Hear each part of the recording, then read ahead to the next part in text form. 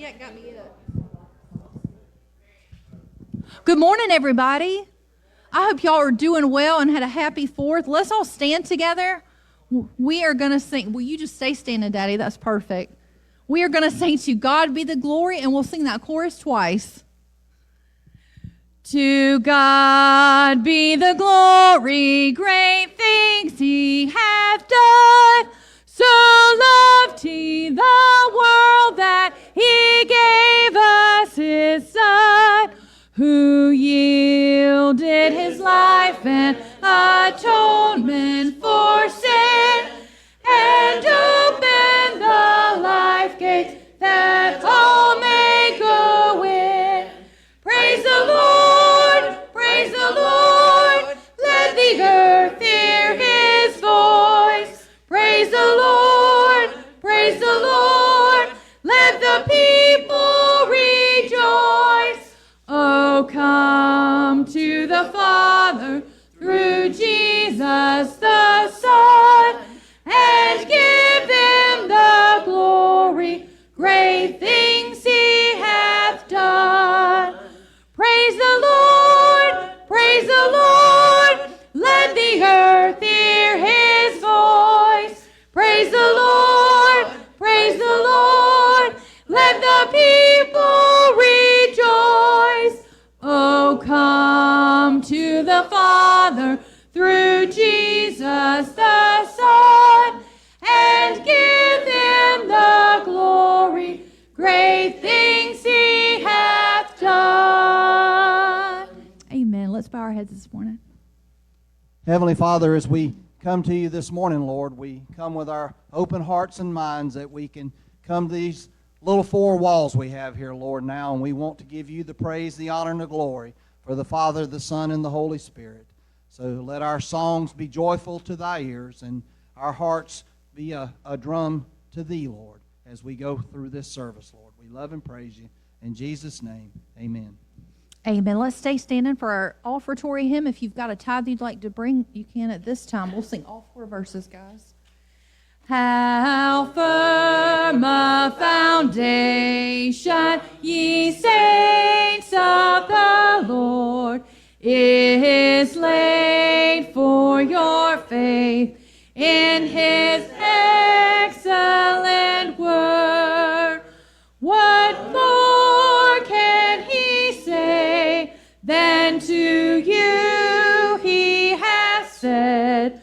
To you who for refuge to Jesus have fled. Fear not, I am with thee, oh, be not dismayed, for I am thy God, and will still give thee aid. I'll strengthen thee, help thee, and cause thee to stand, upheld by my righteous, omnipotent hand. When through fiery trials thy pathway shall lie, my grace all sufficient shall be thy supply.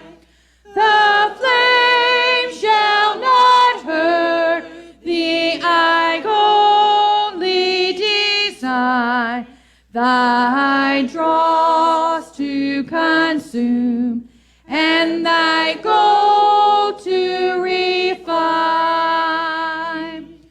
The soul that on Jesus hath leaned for repose, I will not desert to his foes. That soul, though all hell should endeavor to shake, I'll never, no, never, no, never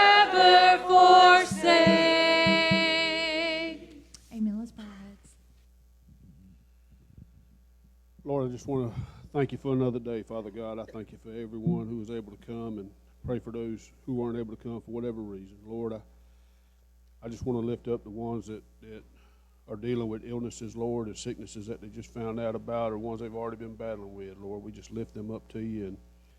And Lord, we just ask you to be with our tithes and offerings, Lord, and use them to further your kingdom as you see fit, Father. And I want to lift up Brother William to you and ask you to hide him behind the cross, and everything comes from him is from you, Father God, and that somehow, some way, it'll touch the one that needs to hear it today. And we just love you and thank you, and going to give you the praise for whatever happens today. It's in your name I pray. Amen.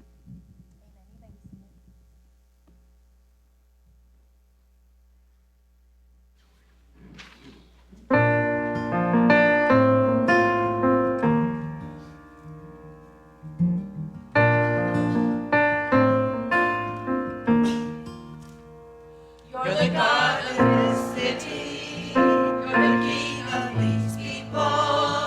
You're the Lord of this nation.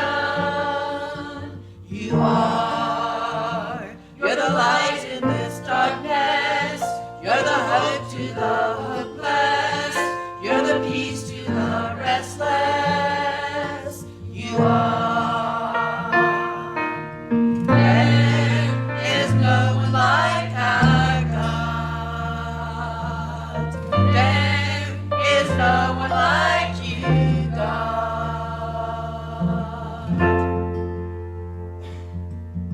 Greater things have yet to come, and greater things are still to be done in this city.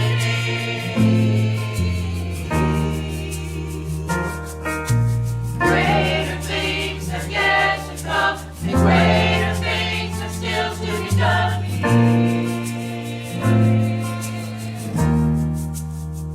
You're the God of this city. You're the King of these people. You're the Lord of this nation. You are. You're the light in this darkness. You're the hope to the hopeless. You're the peace to the restless. You are. There is no one like our God. There is no one like you, God.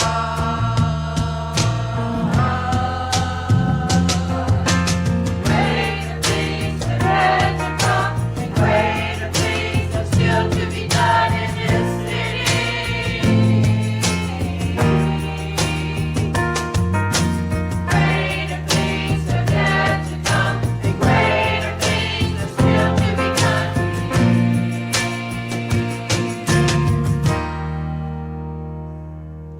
There is no one like our God. There is no one like you, God. Greater things have yet to come, and greater things are still to be done in this city. Greater things have yet to come, and greater things are still to be done in this city. Greater things have yet to come, and greater things are still to be done in this city.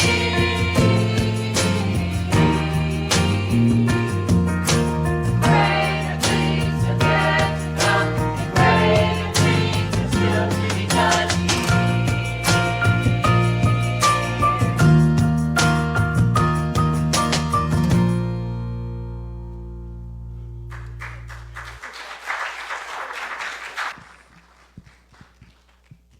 Amen. For our last hymn, we're going to sing Standing on the Promises. We'll sing the first and second verse. Standing on the promises of Christ my King, through eternal ages let his praises sing. Glory in the highest I will shout and sing, standing on the promises of God. Standing, standing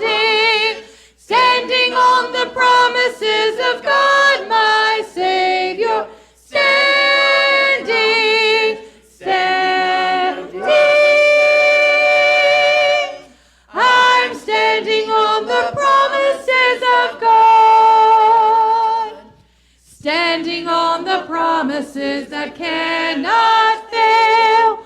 When the howling storms of doubt and fear assail, by the living word of God I shall prevail, standing on the promises of God. Standing, standing, standing on the promises of God, my Savior. Standing, standing, I'm standing on the promises of God. Amen. Brother William, you may come at this time, and children, you may be dismissed.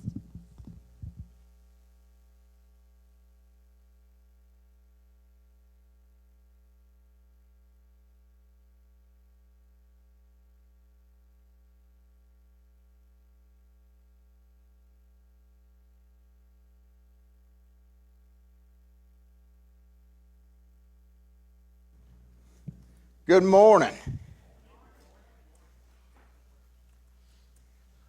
I hope everybody's doing well in here today. Coming here to worship our Lord Christ Jesus. I sure hope y'all had a wonderful 4th of July. I'm glad it's over with because the fireworks has been crazy for our horses. Woo! We went to the lake. We pulled out Friday and went to the lake for a day. Came home yesterday and about 7 o'clock, got the horses up in the stall and neighbors just started popping them off. One about jumped out of his stall.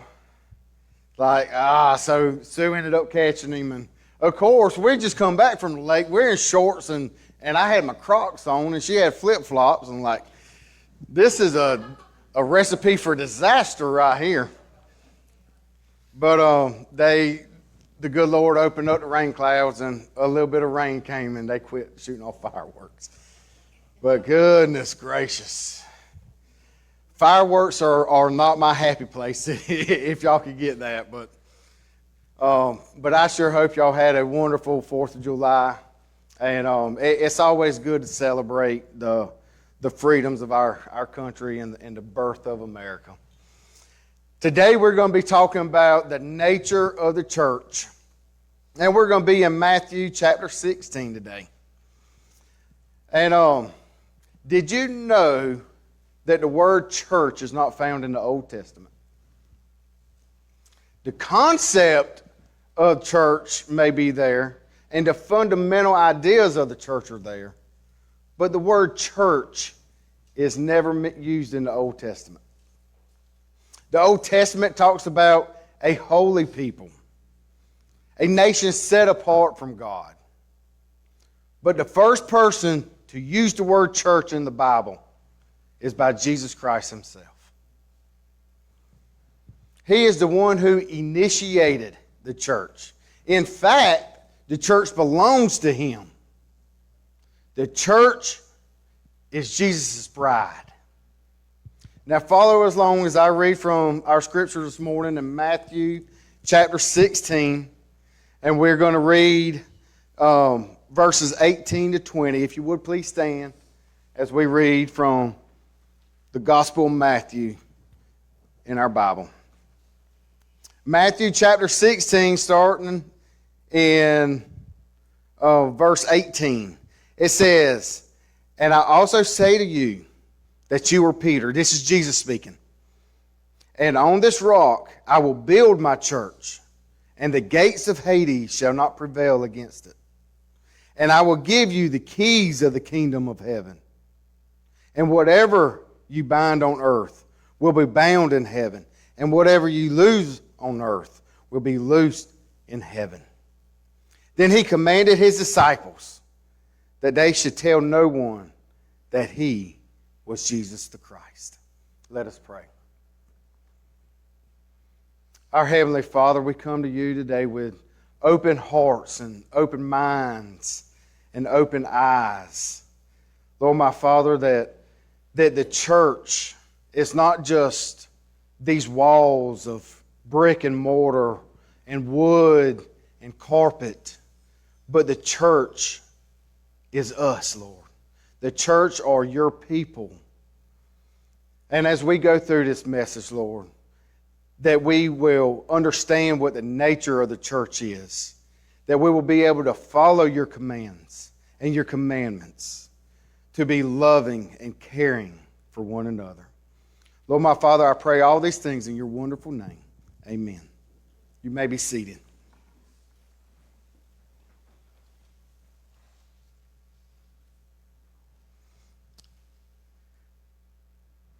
Look in verse 18 one more time. And it said, "And I also say to you that you are Peter, and on this rock I will build my church." That "my" is capitalized for one reason. That "my" is capitalized because Jesus says it's his church. It's not our church. It's Jesus' church. The church belongs to Jesus. That means that he considers the church to be important. And in fact, it is so important that I'm willing to risk saying this statement. You cannot grow to full Christian maturity without involvement in God's church.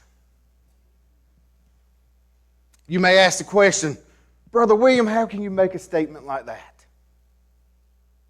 How can you say that unless a Christian is involved in the church, that they will not reach their full spiritual maturity? Well, let me respond by asking you a question. Can a person reach full spiritual maturity if they ignore the commandments of Jesus? Can a person be a follower of Jesus and ignore his teachings? Do you think a person can become an obedient, mature Christian without doing what Christ has asked us to do?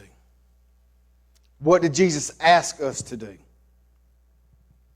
He asked us to follow the teachings found in the Holy Bible. Did you know that there are over 35 commandments in the Bible that you cannot fulfill without being involved in God's church? There are commandments like love one another, encourage one another, serve one another, accept one another, greet one another. And the list goes on and on. Who do you think one another is? When the Scripture speaks of one another, it is speaking of fellow believers, the church. The point is, you cannot fulfill the commandments of Christ without being involved with his people, with being involved in the church.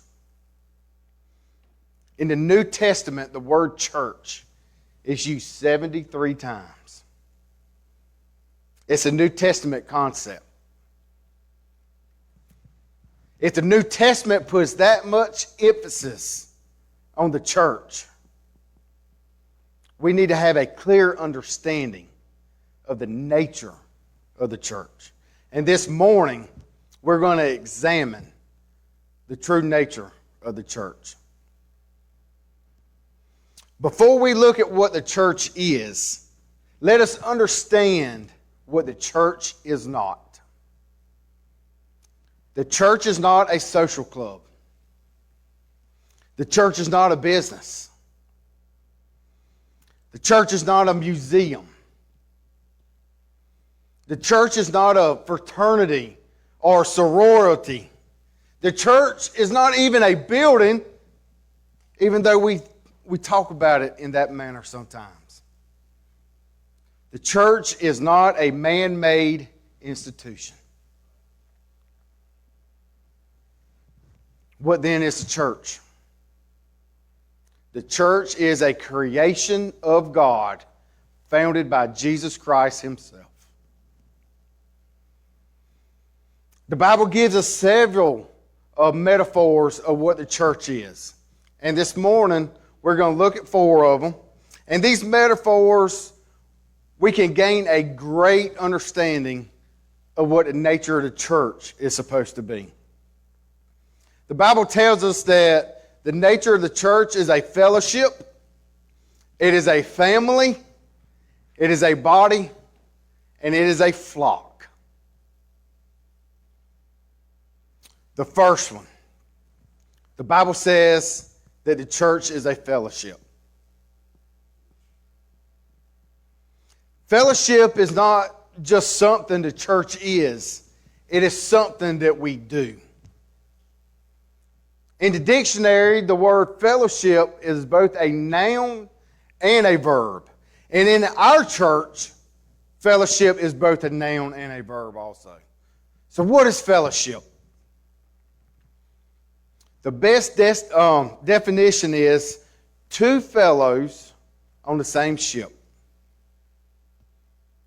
You're heading in the same direction, so you get to know each other. And you associate because you're going in the same direction. That's what a fellowship is. Fellowship is all of us together heading in the same direction. As Christians, we're all headed to heaven if you believe in Jesus Christ as your personal Lord and Savior. A top priority in fellowship is harmony. We need to get along with each other. The Bible teaches that anything that causes disunity is sin. There are a lot of verses that says anybody that causes conflict in the church is sinning. When you cause conflict in the church, when you get Christians mad at other Christians, what you're doing is disobeying God's word. What you're doing is destroying the fellowship. What you're doing is sinning against God. If you destroy the fellowship, you don't have a church. 1 Peter 3, 8, 9 says, "Now finally, all of you should be like-minded and sympathetic, should love believers and be compassionate and humble, not paying back evil for evil or insult for insult, but on the contrary, giving a blessing since you were called for this, so that you can inherit a blessing." Look at the words, you were called for this. That's your purpose. That is what you're supposed to be doing. Building a fellowship with one another. Not conflict and strife. The second one. The Bible says the church is a family. When you were born into your family. And when we become born again, we're born into a new family, the church. Our sins have been forgiven. We're given a purpose for living, and we receive a home in heaven. Our relationships change. The Apostle Paul wrote to the Romans in Romans 8, 16 and 17, it said, "The Spirit Himself bears witness with our spirit that we are children of God. And if children, heirs also, heirs of God, and fellow heirs of Christ, if indeed we suffer with Him, that we may also be glorified together." Hallelujah.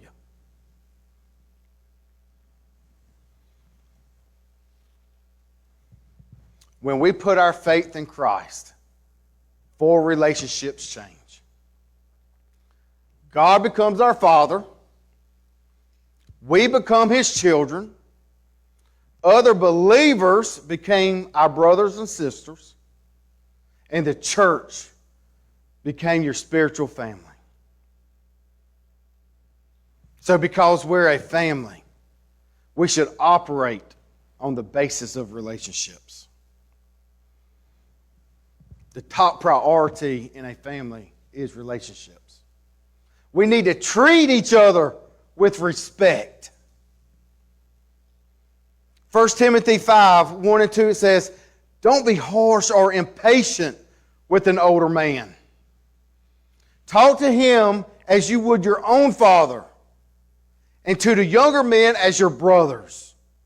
Reverently honor an older woman as you would your mother, and the younger women as sisters.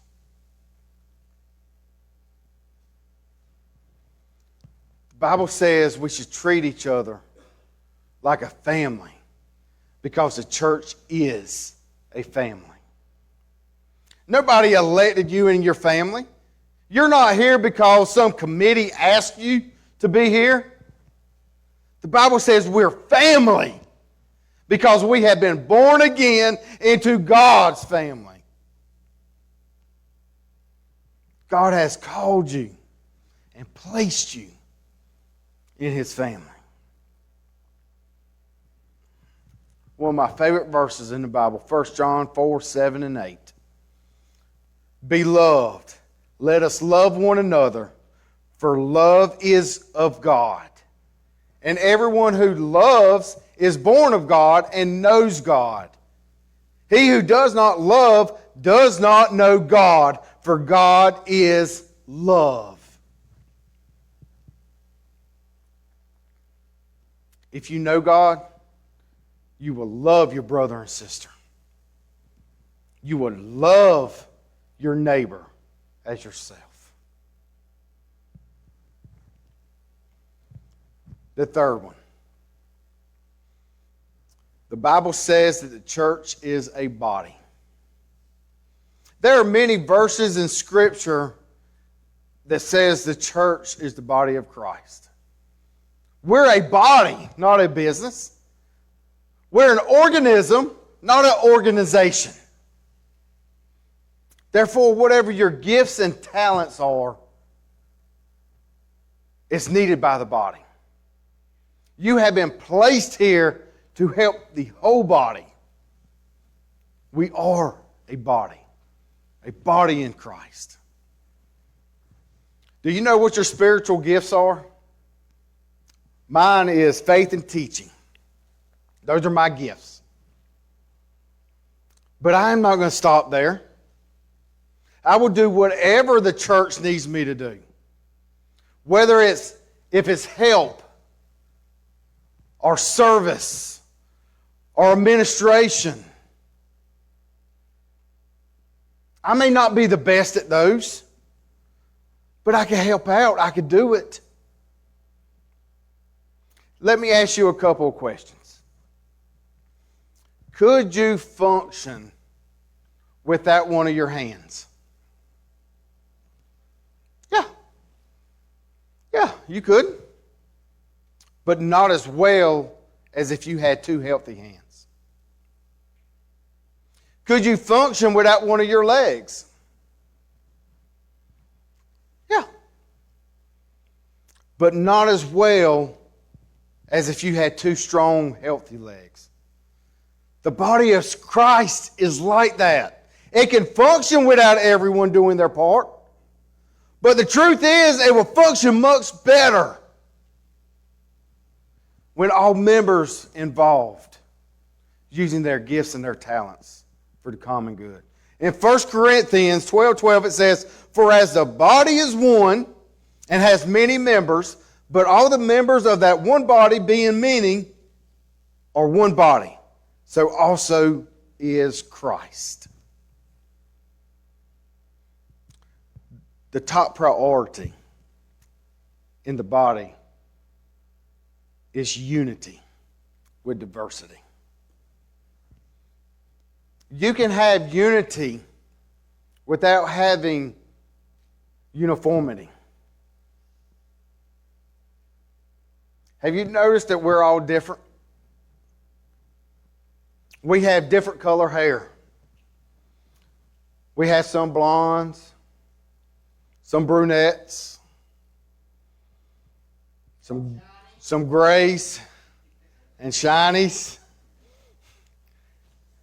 We're all different. We had different color eyes. We have different fingerprints.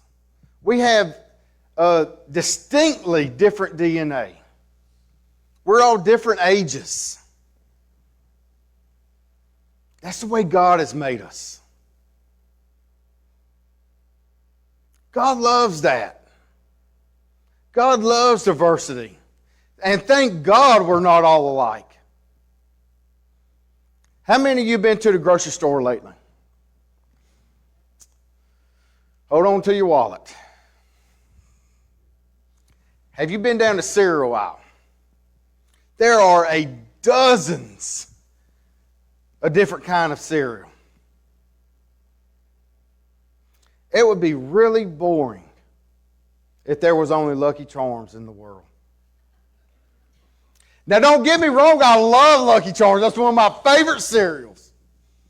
Love Lucky Charms. But I wouldn't want to eat it every single day. I would like other cereal. I would like a variety of other cereals. And so does God. He wants us to be in unity with one another. 1 Corinthians 12, 21 and 22 says, "And the eye cannot say to the hand, I have no need of you. Nor again the head can say to the feet, I have no need of you. No, much rather those members of the body which seems to be weaker are necessities."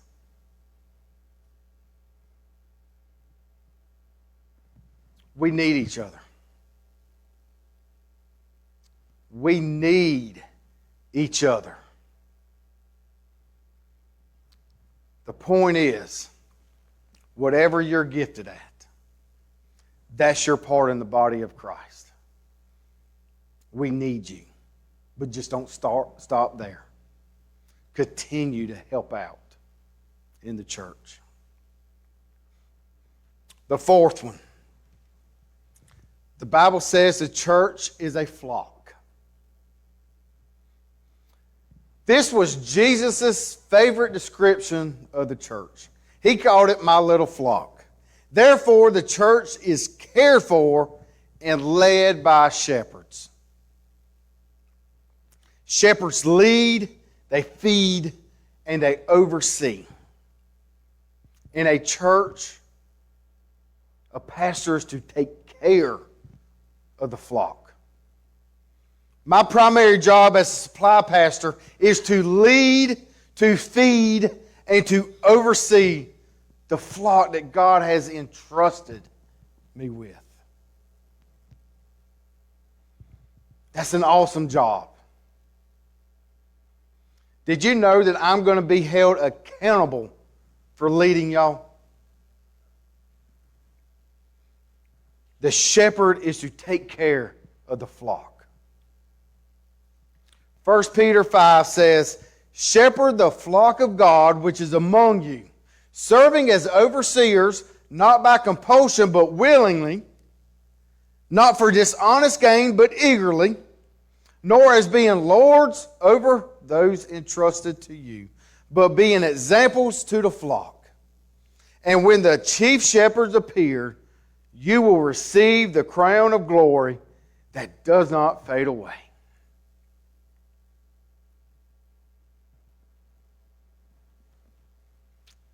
I will be held accountable for being the shepherd of the church. But there's a responsibility that's yours. Something that you're going to be accountable for as well. And do you know what that is? You're to make my job as easy as possible. How can you make it easy for me?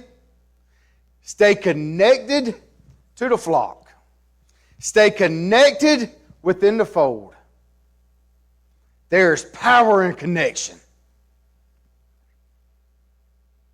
Hebrews 13:17 says, be responsive to your pastoral leads. Listen to their counsel. They are alert to the condition of your lives and to work under the strict supervision of God. Contribute to the joy of their leadership, not in drudgery.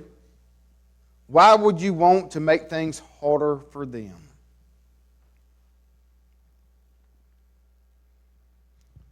Don't hold me on a high pedestal, because I could get knocked off. Hold me on that solid rock, that solid foundation, and hold me accountable for what I teach. That's why I give y'all all the scriptures that I do.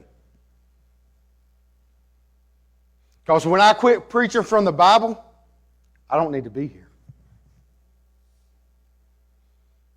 The Bible is our guide. The Bible is our owner's manual. If you have a problem, look at the Bible. If you have a problem, come to me. Or there's only one way, and that's through Jesus Christ, our Lord and Savior. The top priority in the flock is being together, togetherness. I used to have a client. She has moved on to Tennessee now, which that's where she left. But anyways, last I heard, she was in Tennessee. But she used to breed rabbits. So she could butcher them and eat rabbits. Well, it's been a couple years ago now, but we were there one day, and one of her rabbits ended up giving birth to a litter. And it was a cold, windy winter day. And the doe had done everything right that she was supposed to do. She had a box in there with her, and she was building nests with straw, and she would pull her fur off of her body to make a nest for her babies to be warm. She had packed the kids into the nest and covered them with the straw and the fur to help keep them warm. But do you know what really kept them alive? What really kept them alive was those babies being bundled up together. They formed a kind of a ball. A little bunny bodies touching other little buddy bunnies. I'm getting all bunny bodies. That was rough. And when they were together, they were using the body heat of one another to stay warm. On real cold nights, the bunnies would survive by joining together. They share each other's body heat. And you know there's scripture that talks about this in Ecclesiastes 4. It is better to have a partner than go it alone. Share the work, share the wealth, and if one falls down, the other helps. But if there is no one to help, tough. Two in the bed warms each other, alone you shiver all night. By yourself you are unprotected. With a friend you can face the worst. Can you round up a third? A three-stranded rope isn't easily snapped. Now this scripture is talking about marriage. But it's the same with each and every one of us. If there's three in here woven together, It's not easily broke.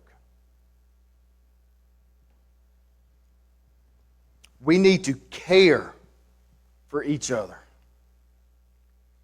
We have to care for each other. Whenever somebody looks in on the church and there's disunity, that will make them stay away faster than the devil himself. We have got to be together. And it's for the glory and grace of Jesus Christ that we will be together. If you're sitting here on earth, fighting within one another, fighting with your brothers and sisters in Christ, why do you want to be in heaven with them if you can't get along together down here? Think about that. We have to care for one another. Galatians says it this way in 6:10. Therefore we have an opportunity. Let us do good to all, especially to those who are in the household of faith. We have to stay connected to one another. We have to care for one another. Because when we stop caring for one another, we go off the deep end. We have to hold each other accountable. I need y'all to hold me accountable. I'm not this perfect, righteous guy who does no wrong. No, I am a fallen, sinful, broken individual. Y'all have to hold me accountable. And y'all have to hold each other accountable. That's what family does. We have to love one another, care for one another.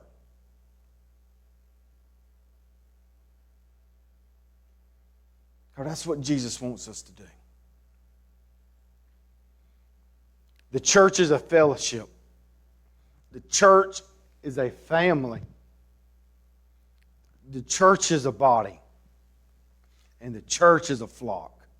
We must stay together as one of the body of Christ to help, to love, and to cherish one another forever and ever. Let us pray. Our Heavenly Father, as we come to you today, we are just so thankful, so blessed, and so honored that you will be our Lord and Savior. You're the King of Kings. You're the Alpha and the Omega. And my Father, as we just went over what the nature of your church needs to be, Lord, I just ask you to hold us accountable for everything that we have within our church. And I'm not talking about these four walls and this brick and mortar and the carpet on the floors and the pews. No, the church is the body of Christ. The church is your bride. And we have to be accountable for loving one another, for helping one another, reaching and reach others in this world that we live in today. And Lord, my Father, as you taught us to go out and make disciples of all nations. But Lord, my Father, we have to first reach out across our roads, our streets, as well as other nations. That is the great commandment that you want us to do. You want us to be Christians. You want us in your house forever and ever. That's the whole purpose of your gospel. That whoever believes in you shall not perish, but have everlasting life. And Lord, my Father, the blood that you shed, your body that was broken and cursed, just to be risen on the third day for each and every one of us. Lord, my Father, there's no words that we can ever say to you to say how grateful and thankful that we are that you gave your own life to save us. And Lord, let us each give our own lives. You told us to pack up our cross and follow you. And that's exactly what we intend to do. We're going to follow you to the ends of the world. Because one day, we're all going to be glazing our eyes upon you, and we will never look back. And all these things I pray in your holy, your wonderful, your awesome name, Jesus Christ. Amen. I'm going to be standing down here up front. If you don't know the gospel of Jesus Christ, please come down and talk to us. Mr. Will sitting up here on the front pew, I'll be glad to talk with you. Maybe you want to join this church. Maybe your membership needs to be here at Elam Egypt Baptist Church. Come on down here, where you will be loved and cared for and counted on, right here in this wonderful congregation, the Church of Jesus Christ at Elam Egypt Baptist Church. Let's all stand. Pass me not, O gentle Savior, hear my humble cry, while on others thou art calling, do not pass me by. Savior, Savior, hear my humble cry, while on others thou art calling, do not pass me by. Let me at thy throne of mercy find a sweet relief, kneeling there in deep contrition, help my unbelief.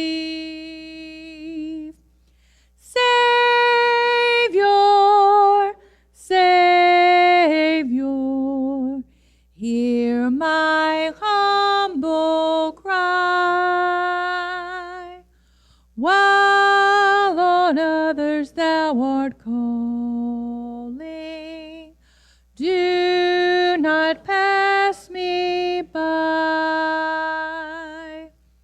Trusting only in thy merit, would I seek thy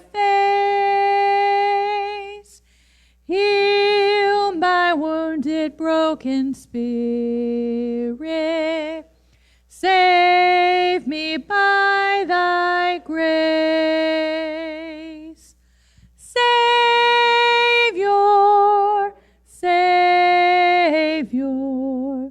hear my humble cry, while on others thou art calling,